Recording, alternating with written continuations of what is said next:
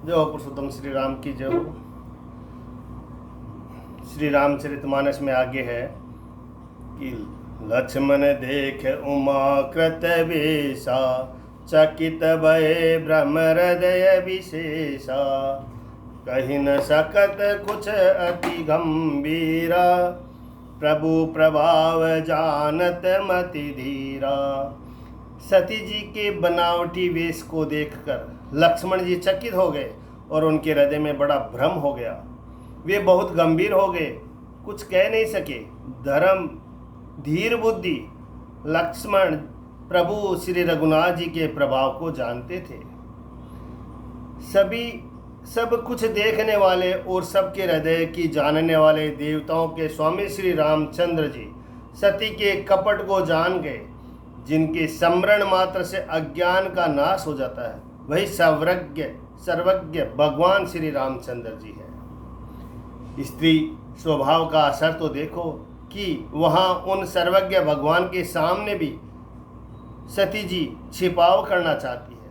अपनी माया के बल को हृदय में बखान कर श्री रामचंद्र जी हंसकर कोमल वाणी में बोले, जोरी पानी प्रभु कीन प्रणामो, पिता समेत लीन निज नामो, कहूँ बहोरी कहाँ व्रस के तू, विपिन अकेली फिरहूँ के ही हेतु। पहले प्रभु ने हाथ जोड़कर सती को प्रणाम किया और पिता सहित अपना नाम बताया। फिर कहा कि वृष केतु शिव जी कहाँ है, आप यहाँ वन में अकेले किस लिए फिर रही हैं। श्री रामचंद्र जी के कोमल और रहस्य भरे वचन सुनकर सती जी को बड़ा संकोच हुआ। वे डरती हुई चुपचाप शिव जी के पास चली। उनके हृदय में बड़ी चिंता हो गई कि मैंने शंकर जी का कहना न माना और अपने अज्ञान का श्री रामचंद्र जी पर आरोप किया। अब जाकर मैं शिव जी को क्या उत्तर दूंगी। यूँ सोचते सोचते सती जी के हृदय में अत्यंत भयानक जलन पैदा हो गई। श्री रामचंद्र जी ने जान लिया कि सती जी को दुख हुआ है। तब उन्होंने अपना कुछ प्रभाव प्रकट करके दिखलाया। सती जी ने मार्ग में जाते हुए यह कौतुक देखा कि श्री रामचंद्र जी सीता जी और लक्ष्मण जी सहित आगे चले जा रहे हैं। इस अवसर पर सीता जी को इसलिए दिखाया कि सती जी श्री राम के सच्चिदानंदमय रूप को देखे, वियोग और दुख की कल्पना जो उन्हें हुई थी वह दूर हो जाए तथा वे प्रकृतिस्थ हो। तब उन्होंने पीछे की ओर फिरकर देखा तो वहाँ भी भाई लक्ष्मण जी और सीता जी के साथ श्री रामचंद्र जी सुंदर वेश में दिखाई दिए। वे जिधर देखती है उधर ही प्रभु श्री रामचंद्र जी विराजमान है और सुचतुर सिद्ध मुनीश्वर उनकी सेवा कर रहे हैं। सती जी ने अनेक शिव ब्रह्मा विष्णु देखे जो एक से एक बढ़कर असीम प्रभाव वाले थे। उन्होंने देखा कि भांति भांति के वेश धारण किए सभी देवता श्री रामचंद्र जी की चरण वंदना और सेवा कर रहे हैं। उन्होंने अनगणित अनुपम सती, ब्रह्माणी और लक्ष्मी देखी। जिस जिस रूप में ब्रह्मा आदि देवता थे उसी के अनुकूल रूप में उनकी ये सब शक्तियाँ भी थी। देखे सती जी ने जहाँ तहाँ देखे, जितने रघुनाथ जी देखे शक्तियों से वहाँ उतने ही सारे देवताओं को भी देखा। संसार में जो चराचर जीव है वे भी अनेक प्रकार के सब देखे। उन्होंने देखा कि अनेकों वेश धारण करके देवता प्रभु श्री रामचंद्र जी की पूजा कर रहे हैं, परंतु श्री रामचंद्र जी का दूसरा रूप कहीं नहीं देखा। सीता सहित श्री रघुनाथ जी बहुत से देखे, परंतु उनके वेश अनेक नहीं थे। सब जगह वही रघुनाथ जी, वही लक्ष्मण जी, वही सीता जी। सती ऐसा देखकर बहुत ही डर गई। उनका हृदय कांपने लगा, देह की सारी सुध बुध जाती रही। वे आंख मूंद कर मार्ग में बैठ गई। फिर आंख खोलकर देखा तो वहाँ दक्ष कुमारी सती जी को कुछ भी न दिख पड़ा। तब वे बार बार श्री रामचंद्र जी के चरणों में सिर नवाकर वहाँ चली जहाँ श्री शिव जी थे। जब पास पहुँची तब शिव जी ने हंसकर कुशल प्रश्न करके कहा कि तुमने राम जी की किस प्रकार परीक्षा ली, सारी बातें सच सच कहो। मास पारायण दूसरा विश्राम। अब आगे सुनो कि सती जी ने श्री रघुनाथ जी के प्रभाव को समझकर डर के मारे शिव जी से छिपाव किया और कहा कि हे स्वामी, मैंने कुछ भी परीक्षा नहीं ली, वहां जाकर आपकी तरह प्रणाम किया। आपने जो कहा वह झूठ नहीं हो सकता, मेरे मन में यह बड़ा पूरा विश्वास है। तब शिव जी ने ध्यान करके देखा और सती जी ने जो चरित्र किया था सब जान लिया। ध्यान करके देखा और सती जी ने जो चरित्र किया था सब जान लिया। फिर श्री रामचंद्र जी की माया को सिर नवाया, उस जिसने प्रेरणा करके सती के मुंह से झूठ कहला दिया। सुजान शिव जी ने मन में विचार किया कि हरि की इच्छा रूपी भावी प्रबल है। सती कीन सीता कर भेसा, शिव उर भयं विषाद विशेषा। सती जी ने सीता जी का वेश धारण किया, यह जानकर शिव जी के हृदय में बड़ा विषाद हुआ। उन्होंने सोचा कि यदि मैं अब सती से प्रीति करता हूँ तो भक्ति मार्ग लुप्त हो जाता है और बड़ा अन्याय होता है। सती परम पवित्र है, इसीलिए उन्हें छोड़ते भी नहीं बनता, और प्रेम करने में बड़ा पाप है। प्रकट करके महादेव जी कुछ भी नहीं कहते, परंतु उनके हृदय में बड़ा संताप है। तब शिव जी ने प्रभु श्री रामचंद्र जी के चरण कमलों में सिर नवाया और श्री राम जी का स्मरण करते ही उनके मन में यह आया कि सती के इस शरीर से मेरी पत्नी रूप में भेंट नहीं हो सकती। और शिव जी ने अपने मन में यह संकल्प कर लिया कि स्थिर बुद्धि शंकर जी ऐसा विचार कर श्री रघुनाथ जी का स्मरण करते हुए अपने घर कैलाश को चले। चलते समय सुंदर आकाशवाणी हुई कि हे महेश, आपकी जय हो। आपने भक्ति की इच्छा दृढ़ता की, आपको छोड़कर दूसरा कौन ऐसी प्रतिज्ञा कर सकता है। आप श्री रामचंद्र जी के भक्त हैं, समर्थ हैं और भगवान हैं। इस आकाशवाणी को सुनकर सती जी के मन में चिंता हुई।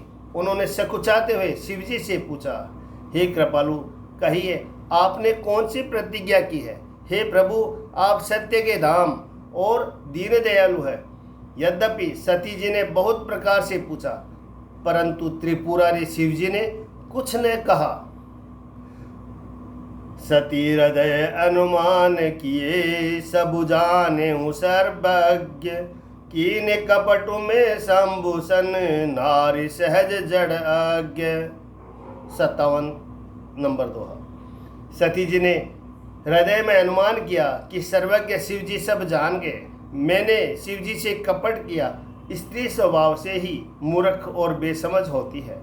प्रीति की सुंदर रीति देखिए कि जल भी दूध के साथ मिलकर दूध के समान भाव बिकता है, परंतु फिर कपट रूपी खटाई पड़ते ही पानी अलग हो जाता है, दूध फट जाता है और स्वाद प्रेम जाता रहता है।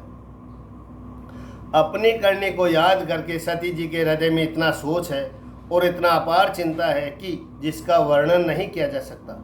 उन्होंने समझ लिया कि शिव जी कृपा के परम अथाह सागर है। इससे प्रकट में उन्होंने मेरा अपराध नहीं कहा। शिव जी का रुख देखकर सती जी ने जान लिया कि स्वामी ने मेरा त्याग कर दिया है। वे हृदय में व्याकुल हो उठी। अपना पाप समझकर कुछ कहती नहीं बनता, परंतु भीतर ही भीतर कुम्हार के आंख के सम्मान अत्यंत जलने लगा। वृषकेतु शिव जी ने सती को चिंतायुक्त जानकर उन्हें सुख देने के लिए सुंदर कथाएं कही। इस प्रकार मार्ग में विविध प्रकार के इतिहासों को कहते हुए विश्वनाथ कैलाश जा पहुँचे।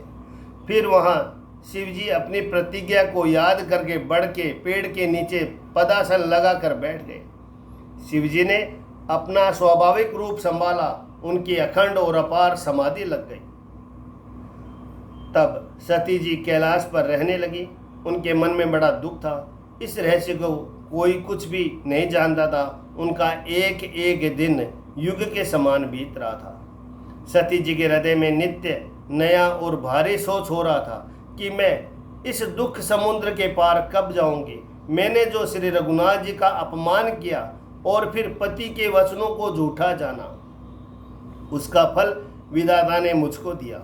जो उचित था वही किया, परंतु हे विधाता, अब मुझे यही उचित नहीं है कि जो शंकर जी से विमुख होने पर भी मुझे जिला रहा है। सती जी के हृदय की ग्लानि कुछ कही नहीं जाती। बुद्धिमती सती जी ने मन में श्री रामचंद्र जी का स्मरण किया और कहा, हे प्रभु, यदि आप दीन दयालु कहलाते हैं और वेदों ने आपका यह यश गाया है कि आप दुखों को हरने वाले हैं, तो मैं हाथ जोड़कर विनती करती हूँ कि मेरा यह देह जल्दी छूट जाए। यदि मेरा शिव जी के चरणों में प्रेम है और मेरा यह प्रेम का व्रत मन वचन कर्म और आचरण से सत्य है, तो हे सर्वदर्शी प्रभु, सुनिए और शीघ्र ही वह उपाय कीजिए जिससे मेरा मरण हो और बिना ही परिश्रम यह पति परित्याग रूपी असह्य विपत्ति दूर हो जाए। दक्ष सुता सती जी इस प्रकार बहुत दुखित थी। उनको इतना दारुण दुख था कि जिसका वर्णन नहीं किया जा सकता। 87,000 वर्ष बीत जाने पर अविनाशी शिवजी ने समाधि खोली। शिवजी राम नाम का स्मरण करने लगे। तब सती जी ने जाना कि अब जगत के स्वामी शिवजी जागे। उन्होंने जाकर शिवजी के चरणों में प्रणाम किया। शिवजी उनको बैठने के लिए सामने आसन दिया। शिवजी भगवान हरि की रहस्यमय कथाएं कहने लगे। उसी समय दक्ष प्रजापति हुए। ब्रह्मा जी ने सब प्रकार से योग्य देख समझकर दक्ष को प्रजापतियों का नायक बना दिया। जब दक्ष ने इतना बड़ा अधिकार पाया तो उनको हृदय में अत्यंत अभिमान आ गया। नहीं कहूँ अस जन माँ जग माही, प्रभुता पाए जाहि मद नाही। जगत में ऐसा कोई नहीं पैदा हुआ जिसको प्रभुता पाकर मद न हो। दक्ष ने सब मुनियों को बुला लिया और वे बड़ा यज्ञ करने लगे। जो देवता यज्ञ का भाग पाते हैं, दक्ष ने उन सबको आदर सहित निमंत्रण किया। दक्ष का निमंत्रण पाकर किन्नर, नाग, सिद्ध, गंधर्व और सब देवता अपनी अपनी स्त्रियों सहित चले। विष्णु, ब्रह्मा और महादेव जी को छोड़कर सभी देवता अपना अपना विमान सजाकर चले। सती जी ने देखा अनेकों प्रकार के सुंदर विमान आकाश में चले जा रहे हैं। देव सुंदरियां मधुर गान कर रही है, जिन्हें सुनकर मुनियों का ध्यान छूट जाता है। सती जी ने विमान में देवताओं को जाने का कारण पूछा। तब शिव जी ने सब बातें बतलाई। पिता के यज्ञ की बात सुनकर सती कुछ प्रसन्न हुई और सोचने लगी कि यदि महादेव जी मुझे आज्ञा दे तो इसी बहाने कुछ दिन पिता के घर जाकर रहूं, क्योंकि उनके हृदय में पति द्वारा त्यागी जाने का बड़ा भारी दुख था। पर अपना अपराध समझकर वे कुछ कहती न थी। आखिर सती जी भय, संकोच और प्रेम रस में सनी हुई मनोहर वाणी से बोली, हे प्रभु, मेरे पिता के घर बहुत बड़ा उत्सव है। यदि आपकी आज्ञा हो तो हे कृपाधाम, मैं आदर से उसे देखने जाऊं। शिवजी ने कहा, तुमने बात तो बहुत अच्छी कही, यह मेरे मन को भी पसंद आई, पर उन्होंने न्योता नहीं भेजा, यह अनुचित है। दक्ष ने अपने सब लड़कियों को बुलाया है, किंतु हमारे वैर के कारण उन्होंने तुमको भी बुला दिया। एक बार ब्रह्मा की सभा में हमसे अप्रसन्न हो गए थे, उसी से वे अब भी हमारा अपमान करते हैं। हे भवानी, जो बिनु भोले जाहु भवानी, रहै न सीलु सने हुन कानी। हे भवानी, जो तुम बिना बुलाए जाओगी तो न शील स्नेह ही रहेगा और न मान मर्यादा ही रहेगी। जदपि मित्र प्रभु पितु गुर गेहा, जाय बिनु बोले हूँ न संदेहा। तदपि विरोध मान जह कोई, तहाँ गए कल्याण न होई। यद्यपि, इसमें संदेह नहीं है कि मित्र, स्वामी, पिता और गुरु के घर बिना बुलाए भी जाना चाहिए, तो भी जहाँ कोई विरोध मानता हो उसके घर जाने से कल्याण नहीं होता। शिव जी ने बहुत प्रकार से समझाया, पर होनहार व सती के हृदय में बोध नहीं हुआ। फिर शिव जी ने कहा कि यदि बिना बुलाए जाओगे तो हमारी समझ में अच्छी बात न होगी।